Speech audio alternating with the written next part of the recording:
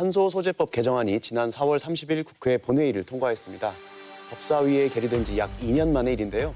100년 먹거리, 미래 먹거리라고도 불리죠. 이 탄소 산업에 날개를 달아줄 것으로 평가받는 이번 탄소소재법 개정안 통과가 향후 전라북도의 산업지형에도 어떤 영향을 미치게 될지 벌써부터 기대가 모아지고 있는데요. 그래서 오늘 이슈 인사이드에서는 탄소소재법 개정안 통과에 따른 전라북도 탄소산업의 미래 전망과 과제에 대해서 이야기 듣는 시간 가지겠습니다.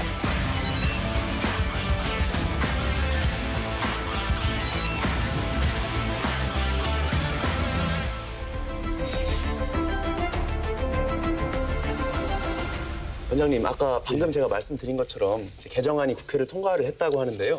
사실 많은 시청자분들은 이제 생소한 분야잖아요. 탄소소재법 개정안이 아니고 제정된지도 아마 모르시는 분도 많았을 거예요. 그래서 탄소소재법이 어떤 법이고 이번 개정안이 어떤 의미를 갖는지 좀 설명 좀 드릴까요? 탄소소재법은 자체가 탄소 소재 관련된 산업을 진흥하기 위해서 국가가 지원하고 여러 가지 방면에 있어서 지원해서 산업을 육성시키는 법안입니다. 사실 간단히 말씀드리면 개정하는 그 부분 중에서도 핵심적인 역할을 할 수 있는 우리 진흥원을 만들 수 있는 이 법이 개정안에 들어가 있다는 게 가장 큰 차이점이라고 볼 수 있습니다. 그러면 이번 개정안의 핵심적인 의미는 한국탄소산업진흥원의 지정 내지는 설립이다 이렇게 요약하면 되는 건가요? 네, 맞습니다. 과장님, 그러면 원하는 원래 개정안의 취지는 신규 설립이었는데 진흥원을 신규로 설립하지는 않고 기존에 있던 기관 중에 지정하기로 바뀐 이유가 있습니까? 그 부분에 대해서 말씀을 드릴게요. 당초 개정안은 말씀하신 것처럼 한국탄소산업진흥원을 신규로 설립하는 내용만을 담고 있었습니다. 그런데 이제 정부, 기재부, 특히 기재부를 협의하는 과정에서 정부의 정책 기조가 2009년 공공기관 선진화법에 의해서 대대적으로 통폐합이 이루어졌고 그 이후로는 신규 설립을 강력하게 억제를 해왔습니다. 그래서 그 한국탄소산업진흥원이라는 새로운 기관을 설립하는 부분에 대해서는 기재부의 반대가 워낙 완강해서 우리가 그 주장을 관철시키기에는 상황이 너무 안 좋고 그렇게 하다 보면 이 법안이 통과하기 어려울 것 같다는 판단이 들어서 결국은 이제 기재부의 제안을 우리가 수용한 것입니다. 우리 도의 입장에서는 한국탄소융합기술원이 사실상 우리 대한민국의 탄소 산업을 선도해온 그런 입장이기 때문에 지정이 될 가능성이 높고 그렇게 되면 우리 전라북도의 탄소 산업 발전의 속도를 훨씬 앞당길 수 있다는 그런 판단이 들어서 우리가 정부의 주장을 수용을 하게 된 것입니다. 제가 한 가지 더 추가를 해드리면은 근본 저희들과 유사한 그 진흥원이 로봇산업진흥원입니다. 앞에 만들어진 진흥원인데 그 진흥원이 법률이 제정이 되면서 입주하는 데가 7년이 소요가 됐습니다. 그리고 소요되는 비용도 거의 한 300~400억이 국세가 들어가게 되고 이러다 보니까 상당히 오랜 시간이 소요됐다는 아까 과장님 말씀대로 이런 부분이 뒤따라왔기 때문에 그런 의미보다는 사실 산업이라는 것은 타이밍이 굉장히 중요합니다. 진흥을 지키는 부분이. 그래서 그런 부분 측면에서도 빨리 지정을 받는 게 오히려 그래서 산업에다 기여를 하는 게 맞다고 생각한 부분도 있을 거라고 판단합니다. 그러면은 그 법사위 단계에서 민주당 그러니까 민주당 측에서 반대했던 그 논거도 사실 기재부 논거하고 비슷하다고 보면 되는 건가요? 그게? 맞습니다. 그러면은 전주엔 어쨌든 한국탄소융합기술원이 있잖아요. 근데 신문 보면 조만간 몇 달 안에 지정 절차가 이루어지는데 탄소융합기술원이 진흥원으로 지정이 될 것이다, 유력시된다 이렇게 가능성을 점치고 있던데 정말 되는 겁니까?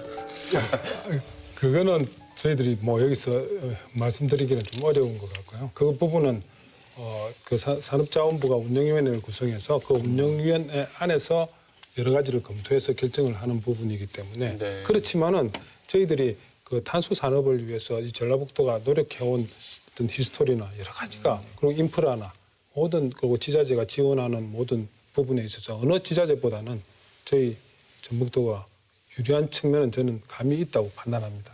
저는 이 소식 듣고 기술원장님이 진흥원장님 되시겠네. 그래서 미리 축하드려야 되나? 그 부분은 절대로 아닙니다. 그 부분은 아니고 여기서 밝히겠지만은 그 진흥원 원장도 법에 딱 나와 있습니다. 이게 운영위원회에서 진흥원이 결정이 되고 나면은 복수로 진흥원 원장을 이렇게 추천을 하게 되어 있습니다. 그래서 산자부 장관께서 결정을 하시는 부분이기 때문에 그거는 너무 빠른 판단이고 그것도 뭐 아닐 수도 있기 때문에 네. 제가 이제 그렇게 이제 그 진흥원 설립에 대해서 긍정적으로 말씀을 해주셨는데 저는 약간 의문, 아쉬운 지점이 뭐였냐면 국내에 진흥원이라고 하는 조직은 아주 많습니다. 우리 신시가지에도 뭐 출판문화진흥원도 있고 그런데 제가 이제까지 알기로 진흥원이라고 하는 조직이 뭔가 이 국가산업 중요한 부분에 컨트롤 타워 역할을 한다는 얘기는 못 들어본 것 같아요. 제가 그래서 좀 너무 과대 포장하시는 거 아닌가? 뭐 이제 이런 생각도 좀 들었어요. 진흥원으로 지정받으면 뭐가 정말 좋아지는 거냐 네, 네. 이렇게 네. 요약할 수 있겠어요? 말씀드릴까요? 예. 진흥원의 역할은 컨트롤 타워지만은 가장 중요한 게 뭐냐니까 그 어떤 그 인프라 그 지역이나 국가가 가진 인프라 간의 어떻게 융합을 시킬 것인가 정책이니까 그리고 산업 간에 어떻게 융합을 시킬 것인가 이런 부분을 잘 조율을 해서 정책을 만들어내고 지원을 하는 게 중요합니다. 그래서 실제 실행하는 그 인프라 간의 융합, 조합, 협력 이게 먼저 좋아야 됩니다. 그래서 만약 전북에 온다면은 우리가 먼저 우리 지자체 안에 있는 우리 기관들 그리고 우리 산학년 정부가 먼저 이렇게 협력하는 즉 진지한 준비가 더 필요로 하기 때문에 그래 될 경우에 더 효과를 저는 발휘할 거라고 봅니다. 그러니까 저는 만약에 진흥원이 만약에 전라북도에 온다면 많은 도민들도 그렇게 생각할 것 같은데요. 그 2019년도 9월 15일 경북일보 보도를 보면 경북의 탄소 산업이 소외되는 거 아니냐. 지금까지 경북은 탄소 산업 메카 자리를 두고 주도권 경쟁을 벌여왔지만 우리가 우위에 있었다 이렇게 보도를 했거든요. 그러면 이런 것들을 봤을 때는 도민 입장에서는 실컷 이거를 열심히 추진해 놓고서 경북에 뺏기는 거 아니냐 이런 고민도 있는데 어떻게 생각하세요, 원장님? 일단 탄소 융합 기술원은 현재는 전국적으로 볼 때 사실 유일한 탄소 전문 기관입니다. 다만 그 기관의 성격상 지방자치단체의 출연으로 설립된 기관이어서 국가 주도의 국가 사업을 주도적으로 이끌어 나갈 수 없다는 그런 한계가 있을 뿐이지 사실 우리 대한민국의 유일한 탄소 전문 기관으로 볼 수 있고요. 다만 이제 경북에서는 하이브리드 연구원이라고 있습니다. 근데 그 어떤 역사적인 부분이라 또는 그 연구의 범위나 역량 이런 여러 가지 측면을 볼 때 그 하이브리드 연구원을 우리 그 탄소융합 기술원과 비교할 수는 없고요. 그런 여러 가지 현재의 그 경쟁력 측면만 보더라도 우리 탄소융합 기술원이 훨씬 더 유리한 입장에 있다고 볼 수 있죠. 그리고 무엇보다도 그 우리 대한민국의 탄소 산업은 사실 우리 전라북도가 이끌어왔습니다. 국가가 이끌어왔다기보다도 그런 측면을 인정해주지 않을까 그렇게 생각합니다. 지정 결과는 한 6월 정도면 알 수 있는 것이죠? 빠르게 진행이 된다면 올 연말 아니면 내년 초 정도 그 정도로 저희는 보고 있습니다. 100년 먹거리라고 하는데 2014년 정도부터 이야기를 들었거든요. 탄소산업. 근데 먹거리를 먹어봤다는 사람을 사실 도민들이 본 적은 없는 것 같아요. 그래서 어떤 점에서 이렇게 좀 도민들에게 피부로 와닿는 먹거리라는 인식이 아직 뿌리 내리지 못했는지에 대해서도 한번 좀 이야기를 나눠봐야 될 것 같습니다. 사실은 14년이 아니라 송하진 도지사 전주시장 시절부터 탄소 산업을 주력 산업으로 했기 때문에 그때가 정확히 2006년입니다. 그렇죠. 2006년부터 저희는 탄소 산업이 우리 미래의 먹거리라고 이렇게 귀에 오랜 무시박히게 기간 들었어요. 들었습니다. 네. 네. 제가 말씀을 드리면 어떤 산업을 육성한다는 것이 그 단기간에 예산 투자를 통해서 불이 붙듯이 산업이 일어나는 것이 절대 아니라고 합니다. 일례로 일본의 도레이 탄소 전문 기업이 도레이를 연구 개발을 해서 산업에 쓰이는 데까지 30년이 걸렸다고 제가 들었습니다. 그래서 굉장히 이 투자된 자본의 회수 기간이 굉장히 오래 걸리는 것이 사실은 소재 산업의 특성이고 또 탄소 소재 같은 경우도 현재 일부 우리가 쓰이고는 있는데 그것이 탄소의 형태를 그대로 갖춘 완제품이 아니고 대부분은 부품이나 소재의 형태로 들어갑니다. 예를 들면 낚싯대랄지 골프채랄지 라켓 이런 스포츠 용품, 그다음에 요트, 그런 여러 가지 산업에 일부씩 쓰이고 있기 때문에 우리 도민분들께서 탄소 소재가 어느 정도 쓰이고 있는지를 체감하기는 조금 어려운 그런 실정이고요. 다만 이제 좀 더 큰 제품들, 예를 들어 이제 풍력 블레이드랄지 수소 이송 용기, 이런 좀 많은 수요량이 많은 이런 제품에 본격적으로 쓰여야 하는데, 아직 그런 쪽의 산업이 아직은 조금 활성화가 안 되고 있는 그런 상황이어서 도민들이 체감하기가 조금 어렵지 않나 그런 생각이 듭니다. 제가 이번에도 이제 그런 우려가 있는 거예요. 그때는 마치 이제 곧 이게 전라북도나 전주를 먹여 살릴 정말 대단한 사업으로 이렇게 홍보가 자꾸 되다 보니까 계속 기다리다가 지치는 거예요. 근데 이제 이번에도 진흥원 지정을 위한 개정이 통과됐을 뿐인데 갑자기 100년의 먹거리가 이제 실현됐다. 막 컨트롤 타워가 이제 뭐 성립이 됐다 이러니까 이제 도민들이 이제 잘 안 믿는 거죠. 또 이거 과대포장 아니고 정치적 홍보 아니냐. 이제 이런 지점에서 저는 제대로 된 정보를 정확하게 그 로드맵을 이제는 도민들이나 시민들께 좀 알려주셔야 되는 거 아닌가 이런 생각이 들어요. 네. 예. 이 소재 산업을 베이스로 해서 어떤 가치를 창출하는 거 지역을 이렇게 육성을 하는 게 그래 진짜 만만치가 않습니다, 사실은.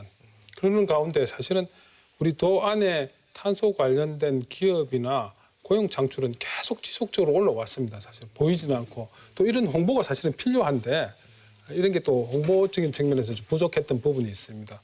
그래서 지속적으로 고용은 조금씩 증가하고 있습니다. 저 기술원이 가지고 있는 입주 기업만 해도 크지는 않지만 그 60여 개를 갖고 있습니다.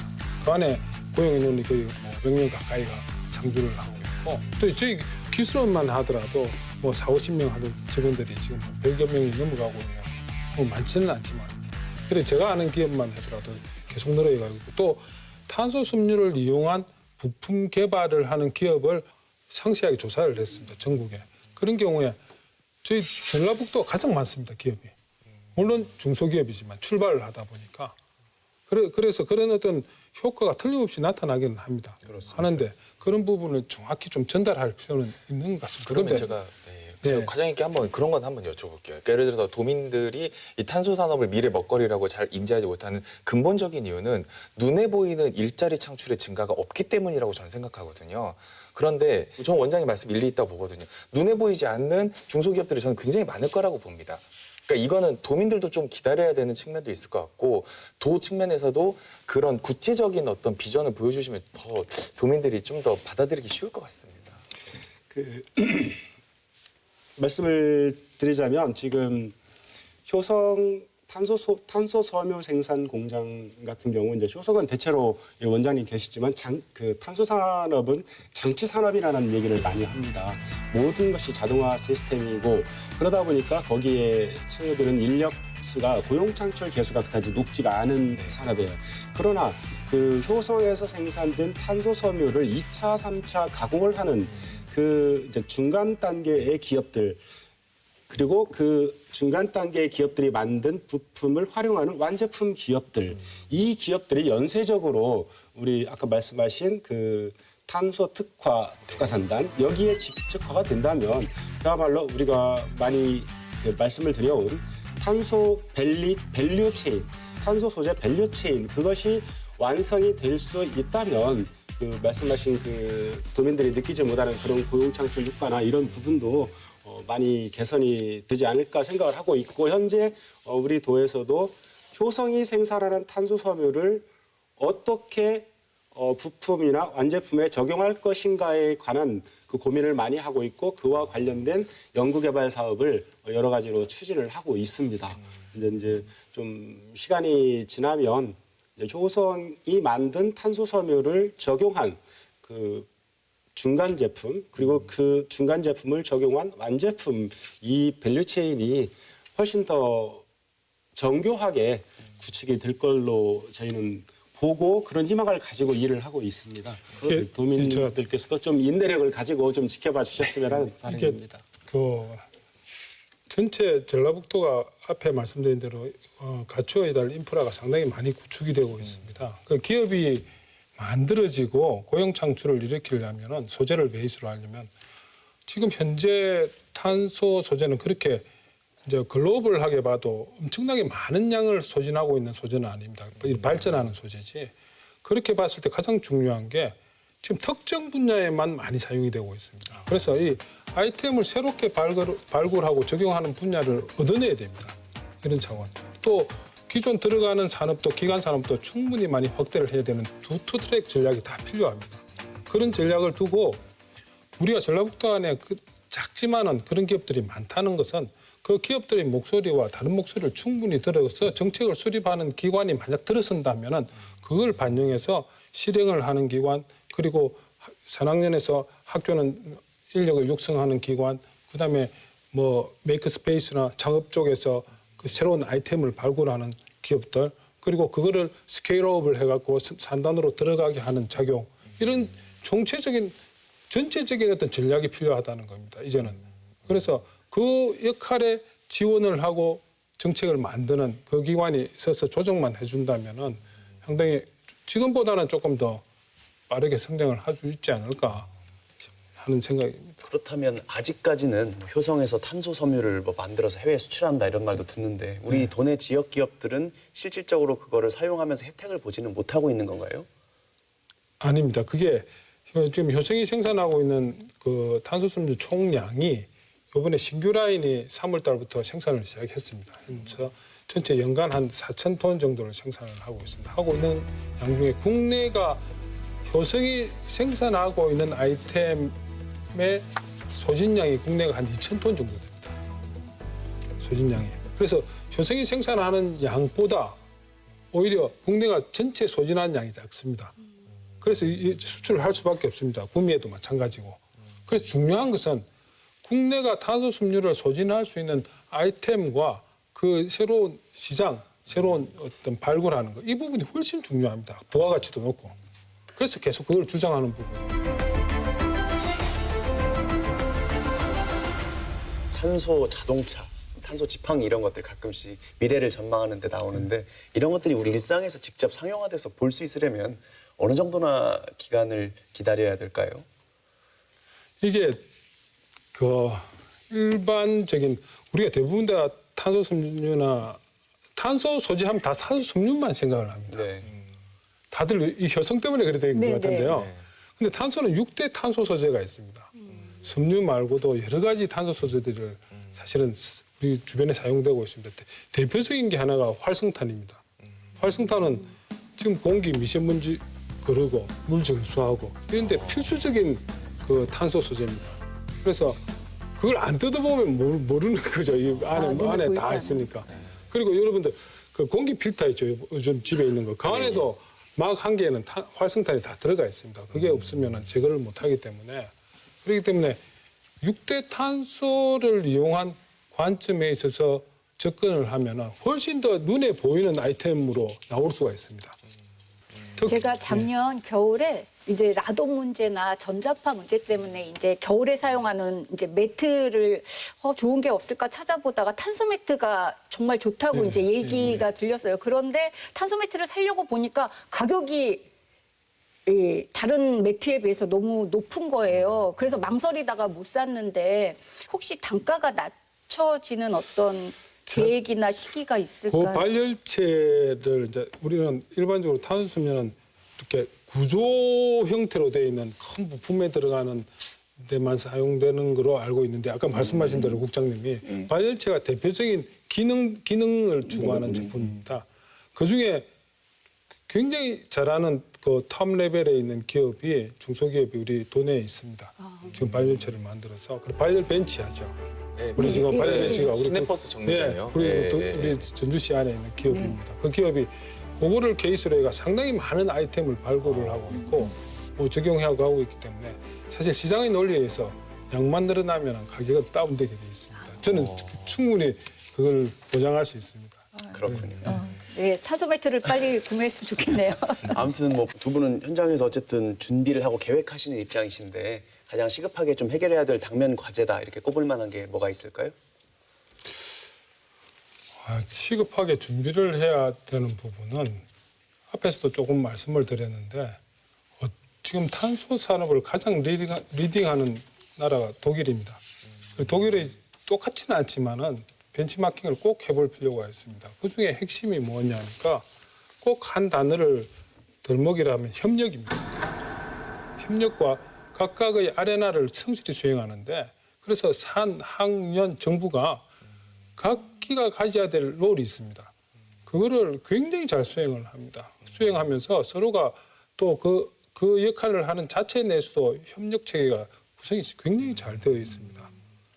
그래 이거는 어떤 산업도 마찬가지지만은 그래서 탄소와 같이 초기 태동을 하는 산업 같은 경우에는 그게 더욱더 중요합니다.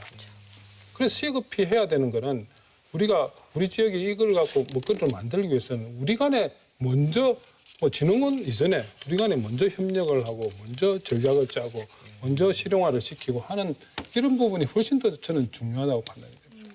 아담님 혹시 마지막으로 강조하고 싶으신 거 있나요? 말씀을 드리고자면 우리 전라북도의 탄소 산업은 미래 100년의 먹거리라고도 흔히 말하고 저희들도 그렇게 믿고 있습니다. 다른 어느 지역보다 앞서서 지역의 성장 동력, 지역의 먹거리로 탄소 산업을 선정하고 지난 10여 년 이상을 꾸준히 투자를 해왔습니다. 이제 여러 가지 측면에서 인프라가 상당한 수준으로 구축이 되었고 이제 국가 차원의 컨트롤 타워도 우리 전주에 설립되는 것을 목전에 두고 있는 그런 상황입니다. 우리 탄소 산업이 우리 전라북도 탄소 산업이 흔들림 없이 이 길을 가서 우리 전라북도 도민의 100년 먹거리로서 충분히 제 기능을 할 수 있도록 저희 행정에서는 최선의 노력을 다하겠습니다. 네. 모르는 사이에 좀 차근차근 저변을 넓혀오고 있다 이런 느낌이 드는데 계속해서 저변을 넓혀서 나중에는 이렇게 뒤돌아보면서 참 그때 투자했던 게 선견지명이었지 이렇게 되돌아볼 수 있는 시간이 오면 좋겠습니다. 말씀 잘 들었습니다. 감사합니다.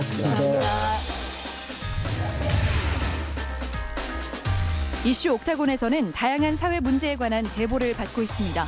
시청자 여러분의 많은 관심 부탁드립니다.